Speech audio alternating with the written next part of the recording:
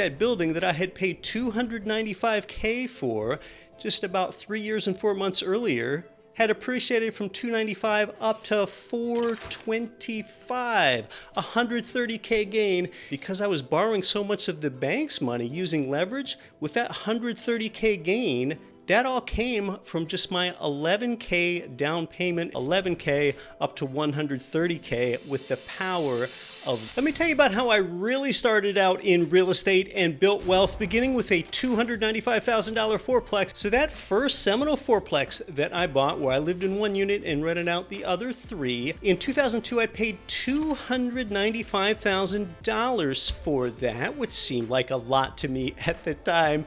And maybe this seems daunting to you. Maybe you don't think you could ever be a landlord, which is what you've got to do if you live in this multi-unit property that you own.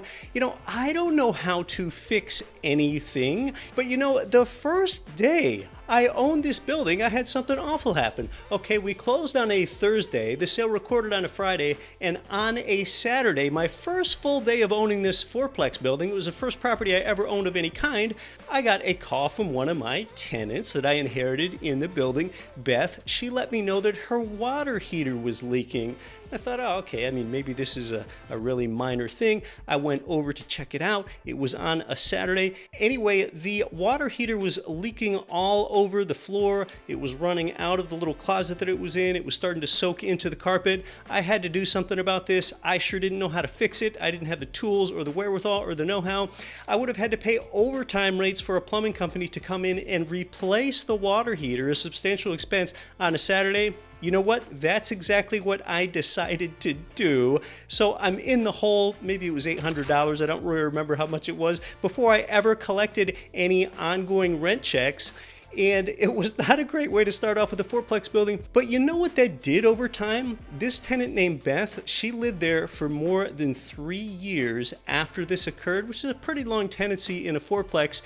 What I showed Beth from early on, I showed her the type of landlord that I am, that I'm responsible, responsive, and that I'm going to be sure that she's taken care of. So really that built a long-term equity and trust, I guess, between Beth and I is what that did for me. But it was an awful way to start out, but I sure didn't know how to fix something like that. And often you don't have to. You don't have to be a good handyman.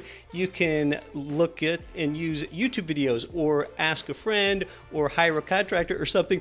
So after I owned the building for a little over 3 years, I had an appraisal done on the building for a refinance of the property because mortgage interest rates had gone lower. Well, I found out that that building that I had paid $295K for just about 3 years and 4 months earlier had appreciated from $295 up to $425, a $130K gain. And a lot of times when I tell people that, they think that's some outrageous rate of appreciation. Actually, it's not. It's only 12 to 13% per year over that about 3 1/3 years. But here's the important thing to remember. Because I was borrowing so much of the bank's money using leverage, with that $130K gain, that all came from just my $11K down payment and closing costs from just a little over 3 years ago, $11K up to $130K with the power of leverage. Hey, go ahead and put a YouTube like on this if you're getting something out of it. If you could like maybe seeing yourself doing something like this and weighing the trade-offs between being a homeowner or potentially being a landlord. If you like the perspective that you're getting here, I'd appreciate it. So what I did with this $130K of accumulated equity is I didn't know this as soon as I bought the building, but after a few years, I understood that I could harvest this equity out of the fourplex, which is a tax-free event, by the way. And most of this $130K, I could use it for whatever I wanted to, vacations, lifestyle. I did a little bit of that. I also used some of this money to get a primary residence, so now I could move out of that fourplex after 3+ years of living there and increase my quality of life. And the other thing I did with a chunk of that money is use part of that $130K as a 10% down payment on another fourplex building that I did not plan to live in. So here, what I'm doing with this extracted equity is I'm going from 4 units to 8 units, and I'm improving my quality of life, I only needed to put a 10% down payment on that second fourplex building. It cost $530K, so I had to pay $53K for down payment and closing costs. And I know what you might be thinking. You might be thinking a few things. Well, am I really any better off doing this? Because in a sense, I'm taking on more debt, right? Because I'm loading up with more debt on that original fourplex building. And now I'm taking on 90% debt in the second building. But financially free beats debt free. I'm increasing my cash flow position. I'm going from 4 doors to 8 doors. And when I buy a cash flowing property, meaning the income meet or exceed all the expenses, all that debt is outsourced to the tenant.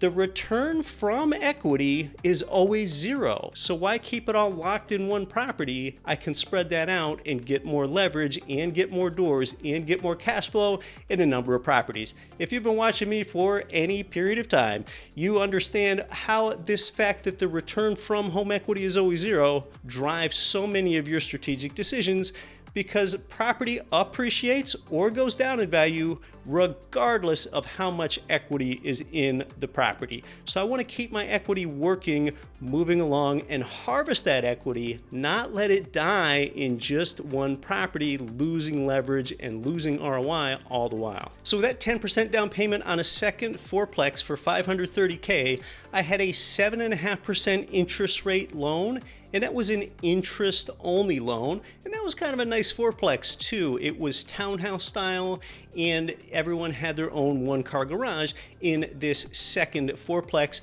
And I know you might be thinking, oh, well, I had more of an advantage then. Lending was more loose back then. Maybe you're thinking you can't do 10% on a non-owner occupied fourplex now. You have to put a 25% down payment on that. You know what? You've got to play the hand that you're dealt.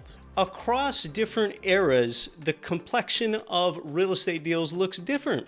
For example, okay, maybe you see that I could get in with a low down payment, but I also had a 7.5% interest rate. So there are pros and cons, whatever era you're in. There's always a hand to play. You need to play the hand that you're dealt. There's always opportunity. So, okay, at this point, I'm living in a pretty modest single family home a few miles away from these two fourplexes. All these properties are in my hometown.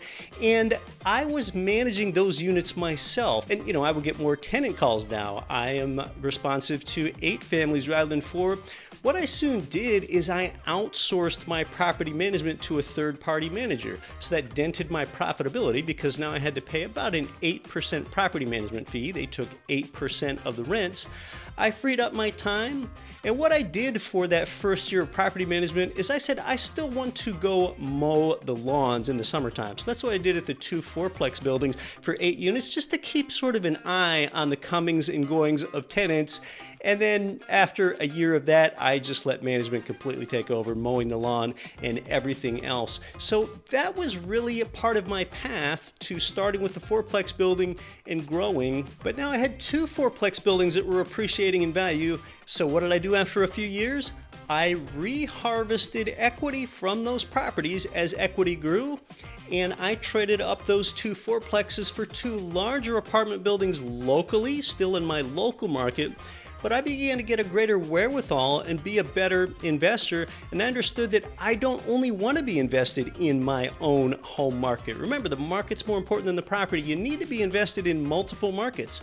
The greatest mistake most real estate investors make, I think the number one mistake, is they only invest in their local market, and there is more risk there because now you're subject to the whims and the ups and the downs of just your one local economy, and your properties are swimming inside that greater economic sea of job diversification, population growth, and employment. So I began to buy turnkey single-family homes out of state with some of this accumulated equity. So after just a few years, I now have $3,500 worth of cash flow, local apartment buildings, and single-family homes across state lines, and I continue to grow and harvest my equity from there. You can watch this one next.